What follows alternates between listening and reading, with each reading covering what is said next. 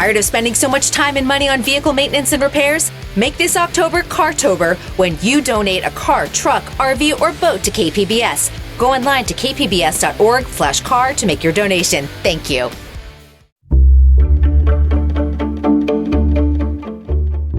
Good morning, I'm Lawrence K. Jackson. It's Wednesday, October 22nd. Redevelopment of Pechanga Arena can still move forward. More on that next, but first, the headlines.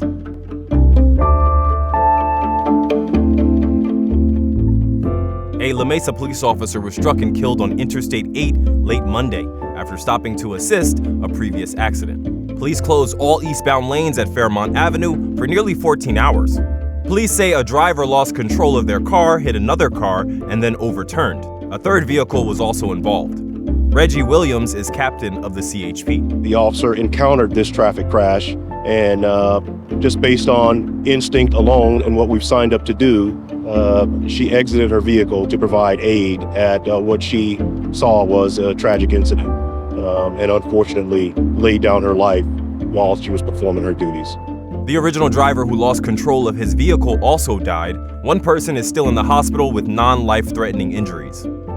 A scholarship initially intended for black students at UC San Diego is now available to anyone. This comes after students and a right-leaning nonprofit sued the university. The Black Alumni Scholarship Fund is now called the Goins Alumni Scholarship Fund after its founder, Lennon Goins. The fund was meant to, quote, expand educational opportunities for high-achieving, civic-minded African-American students.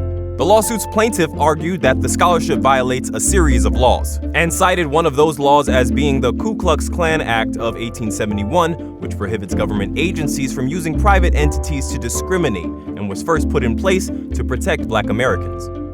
After filing the lawsuit, the plaintiff says the fund reached out and agreed to change its name and open up applications to all students. In the 2021-22 school year at UCSD, under 3% of undergrad degrees went to students identifying as black or African American. Professional basketball player Jimmy Butler is now a minority owner of the San Diego Wave soccer team. The announcement comes as the club clinches its first ever playoff spot. That first match takes place this Sunday at Snapdragon Stadium. Butler is a six-time All-Star and Olympic gold medalist, entering his 15th NBA season. He's currently playing and working up in San Francisco, but maintains a residence in Poway. In a statement, Butler says San Diego has become a city close to my heart, and I'm proud to invest in a club that is pushing boundaries, building something lasting, and setting a new standard for what women's sports can be both on and off the pitch. From KPBS, you're listening to San Diego News Now. Stay with me for more of the local news you need.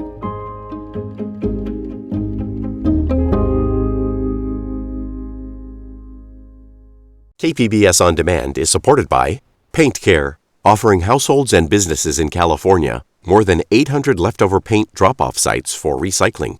Quantities of 100-plus gallons of paint may qualify for a large volume pickup. Learn more at paintcare.org.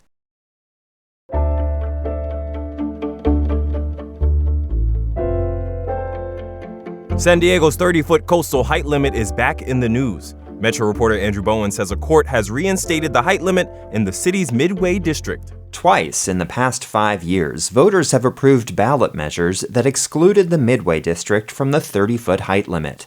And both times, judges have overturned the measures. They ruled the city failed to adequately analyze the environmental impacts of taller buildings. Mayor Todd Gloria this week vowed to appeal the latest ruling to the California Supreme Court. City officials say the Midway Rising project to redevelop the Pechanga Arena property is not affected. That's because the inclusion of affordable housing allows it to exceed the height limit anyway. Andrew Bowen, KPBS News. Day 22 of the federal government shutdown, and so far, operations seem to be running normally at San Diego International Airport. Reporter John Carroll spoke with one traveler about their experience going through a TSA checkpoint. The expanse of the new Terminal 1 seemed somewhat empty around noon on Tuesday. The lines at the various TSA checkpoints were short. Have your picture ID out. We spoke with Dharav Patel, who had just arrived from Boston, and he said it was the same situation there at Logan International Airport. But Patel says the TSA agents there did not seem happy to be at work. The last time they were paid was just a partial paycheck on October 10th. The people that we were interacting with were very friendly, but we did notice that morale wasn't as high as it typically is. San Diego International Airport issued a statement that says, in part, the airport continues to operate normally and that all federally related staff, that is TSA, air traffic control, and related support staff, are anticipated to remain on duty. But with all those employees expected to miss their first full paycheck this weekend, how long it stays that way is anybody's guess. John Carroll, KPBS News.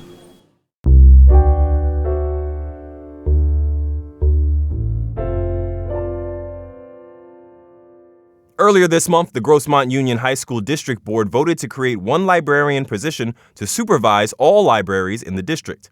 It was the second significant change to the district's libraries in less than a year. Reporter Elaine Alfaro spoke with students and teachers who say the decisions have already been disruptive. The Granite Hills High School library was like a second home for junior Cairo Jones. She'd go there to relax in the quiet sanctuary, sifting through books or asking the librarian for help with research papers. Our librarian, she knew every book that was in that library. As soon as you said a title, she'd be like, oh, that one's checked out. Oh, no, that one's right over there. So I went there pretty often. But all of that changed this school year, following a March vote by board trustees to cut all librarian positions in the district. A lot of the times it's been closed, most of into lunch and at fourth period, which for me, those are like the times that I can go to the library because all of my other classes are like, we're doing stuff until the bell. West Hills High School senior Lillian Zender also felt the loss of her school's librarian. It's completely changed most of the work that our librarian put into it, as displaying artwork, a lot of her references, recommendations, that's all almost completely gone because it went with her. Earlier this month, the board majority followed up their March decision by approving one librarian to oversee all libraries in the district. And that librarian will report to an official in the district office. District officials refused a request from KPBS for an interview, but in an emailed statement said, current library staff members can check out books. However, they can't supervise students like the former librarians could.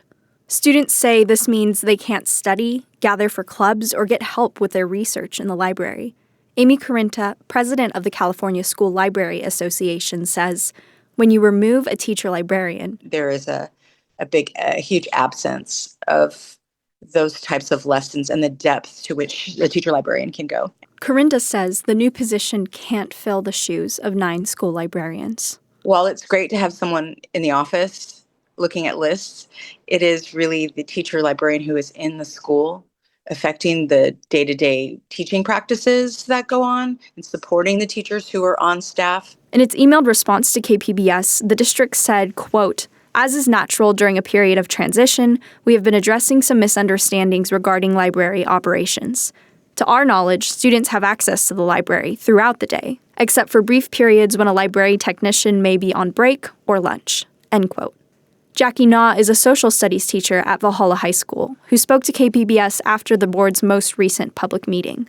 She says the board's moves look like a step towards censorship. I would definitely have some concerns, especially with what level of interaction the board expected to have with said district librarian, because I think they've overstepped in a lot of areas, trying to micromanage day-to-day decisions of staff in the district where that's not really their role. Na is not alone in her concerns. Teachers, students, and former librarians say the board majority's actions speak to a larger conservative political movement. Jason Balistreri is a former librarian and now teaches history at Mount Miguel High School. Definitely, it seems like there's an ideological agenda, and it's like a full front battle on many fronts. It feels like they're attacking public education, and they are. Barbara Ruggles, a West Hills High School English teacher, is one of multiple teachers who say that issues with getting approval for new books feed into censorship concerns. For us to just be continuously told no, even though we're doing everything right, suggests there's some other censorship going on because they just refuse to tell us anything more. The district acknowledged the book review process needs clarification and added that officials have outlined goals to build a culture of trust and collaboration. Balistreri says the recent board decisions have actually eroded trust in the district. That is a fear, is that they would, they're at the whims of the board and the district. But it seems that separation of powers and checks and balances has disappeared. And now it just seems the district do whatever the board says. District officials have not said when they plan to hire the district librarian. Elaine Alfaro, KPBS News.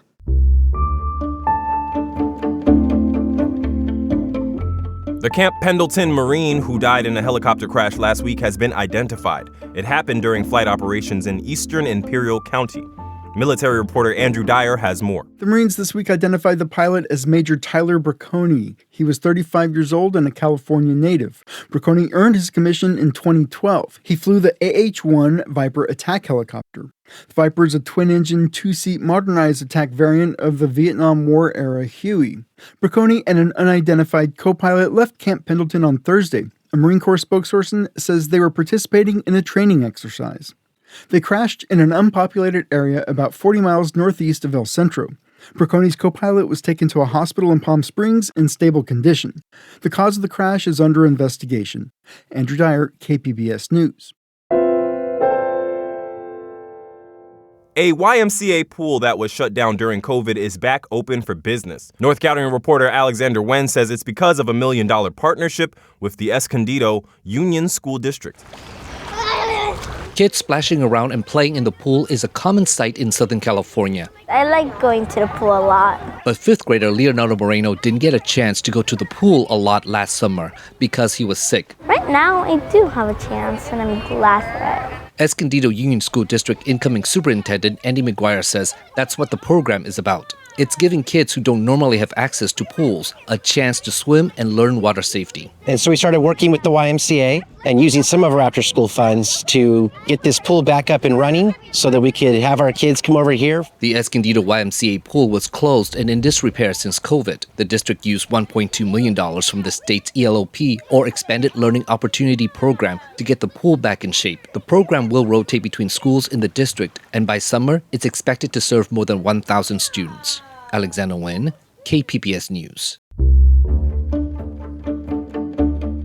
That is it for the podcast today. As always, you can find more San Diego news online at kpbs.org. I'm Lawrence K. Jackson. Thanks for listening and subscribing and supporting public media. Have a great day.